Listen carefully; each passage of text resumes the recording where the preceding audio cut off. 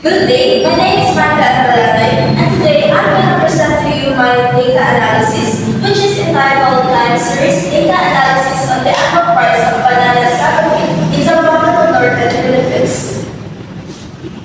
So, for the rationale, one of the most significant food crops in the Philippines is banana, which contributes significantly to the nation's export earnings. So, Saba, scientifically known as Isabel Casiana, is one of the several banana cultivars grown all throughout the nation and is regarded as one of the top producers and exporters among those varieties.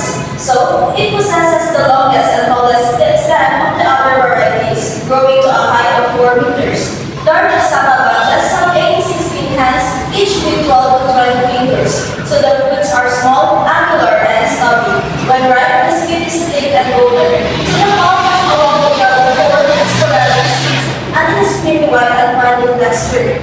Similar to other bananas, Saba fruit is a muscle liquor with a high potassium content. So this fruit, which has high iron content, can also increase oxygen circulation.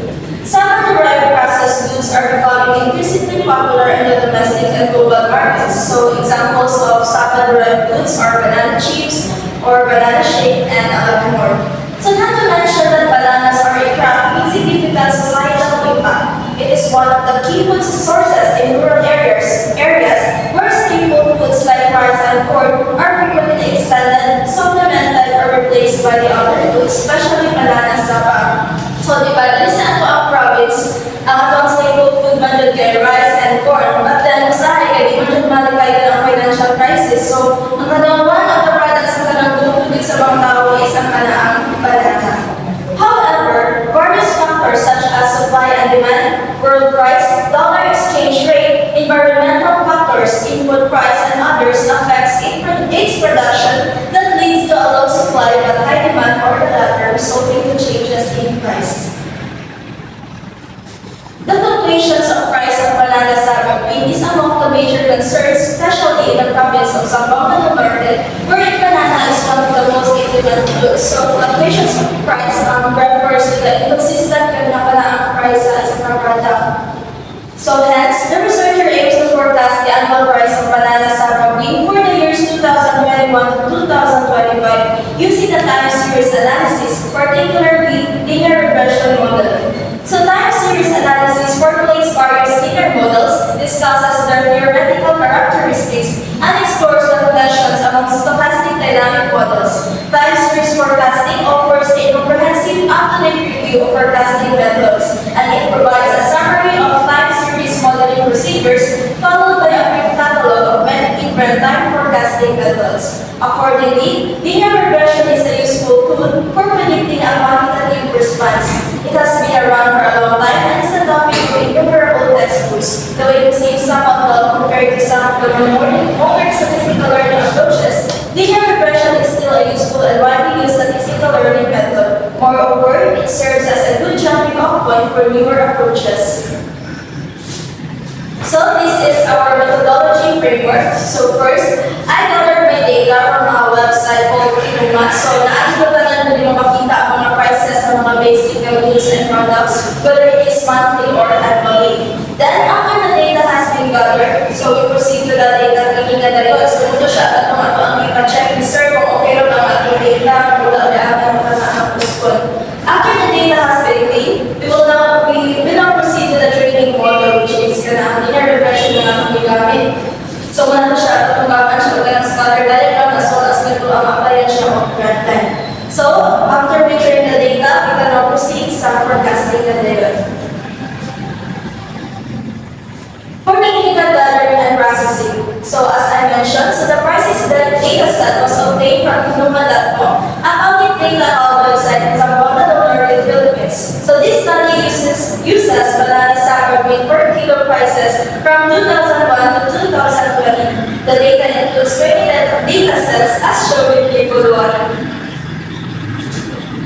So muna siya ang data set na ang ginagamit sa study. So muna siya ang annual price of banana sago bean per kilo sa Zamboanga del Norte starting from year 2001 up to 2020. So we have our period, which represents the kanaang year. So period 1 ay represent ang year 2001, ang period 2 ay represent ang year 2002, so on and so so forth. And then we have the comparison prices. So 2001, ang price sa banana is 4.11. Sa 2002, ang price niya is 4.31, so on and so forth. And now this is the scatter diagram of the data set. So muna na siya, yung mga dots, muna siya ang represent sa price na po sa ako ang data from 2001 to 2020. And then the data, apply na nato siya sa regression line. So hindi na yung pag-kuha nato sa scatter diagram of regression line, dito na siya ma-apply at itong atong entry ng data. Now for the training and forecast review, linear regression forecast or LRF.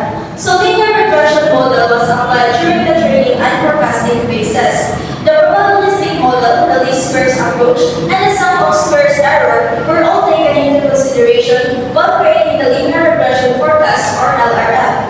Utilizing the value of another value, linear regression is used to forecast the value of a variable. The dependent variable is the variable that must be predicted, while the variable that is employed to forecast the value of the other variables is referred to as a dependent variable. So the forecast model for linear regression is generally expressed as y is equal to a plus bx plus e. So meaning y, wala siya ang variable gamitan kung i-predict, which is the data analysis is ang banana sample p. So where a is the predicted value of y when x is equal to 0, the bx is the average predicted change in y resulting in 1 unit increase in x, and e is the random error term. In its most basic form, the regression model allows for a linear relationship between a single predictor variable x and a forecast variable y when terms a and bx denote the length, intercept, and slope respectively. So when x is equal to 0, the intercept a represents the predicted value of y. The slope bx represents the average predicted change in y as a result of increasing x by 1 unit. In linear regression, a line has been found that best fits the points in the scatter diagram. So ito siya at kung nagutang na itong red line na ito ang scatter diagram. So this type of line best describes the relationship between the dependent and independent variables. So either by if x increases, y increases, or the latter. So the regression line refers to the line obtained by using the least square method. And as a result, the sum of errors cannot be minimized in order to find the line that best fits the scatter of points. Instead, SSE denotes the error of sum squares, which is obtained by adding the square of errors. Thus, summation of square error is equal to the summation of e squared, which is equal to the summation of y minus y squared. The least square method determines the values of a and b for the model that result in the smallest sum of squared errors. In the case of the least square regression line, y is equal to a plus bx. So in order na makuha na siya ang formula, insa mo na ito i-kuha ang a o b na tanaang value, which is b is equal to summation square sum xy over summation square sum xx, and a is equal to y minus bx, where summation square sum xy is equal to the summation of x multiplied by the summation of y over n, or our sample size, and summation square sum xx is equal to the summation of x squared minus summation of x squared over the sample size. Now for the results and discussion. So initial figure, it represents the data set of the annual prices of banana sample P from 2001 to 2020. So as you can see, ang ato ang graph ay ang ato ang prices sa banana sample P is increasing from 4.11 sa 2001 up to 11.86 pagka 2014. And then, di ba pa, nag-upgrade siya from 11.86 to 9.28 pagka 2017. Then, nagtaas ang kalangkod, and then pagka 2020, nagtaas siya of 12.31.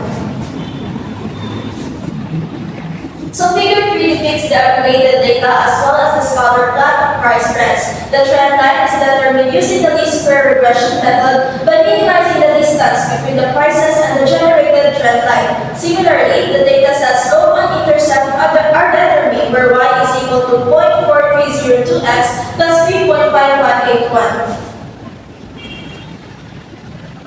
So, muna siya ang figure 3, then muna ang y value. As you can see, ang ato ang graph is increasing. So, muna siya ang ato ang forecasted na price sa banana sapa. So, for the year 2001,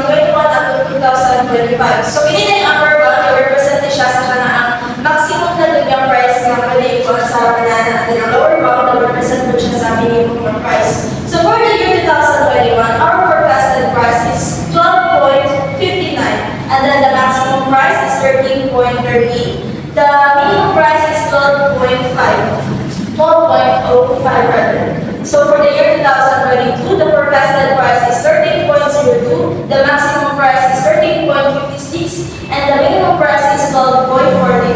And then for the year 2023, the forecasted price is 13.45, the maximum price is 13.99, and the minimum price is 12.92. For the year 2024, the forecasted price is 13.88, and the maximum price is 14.42, then the minimum price is 13.45.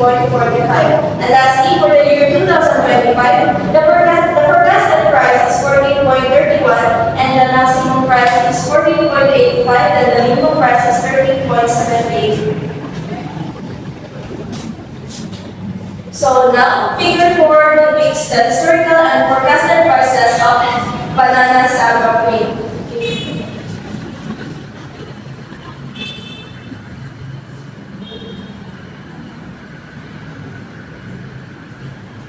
So, muna siya ang historical and forecasted prices na ako na silang iipon. So, pinino na rin naman na ang plots. Tamang dali, muna siya ito ang prices sa banana sago grape from 2001 to 2020. And then, ini ang blue, muna na siya ito ang forecasted price sunod na sa 2021 to 2025. Now for the conclusion. Several factors such as supply and demand, as mentioned earlier, ang world price, dollar exchange rate, greatly affect the production of food products in the province of Zamboanga del Norte, causing either an increased demand but low supply or the latter, so resulting to kanaang fluctuation, especially as a COVID-19.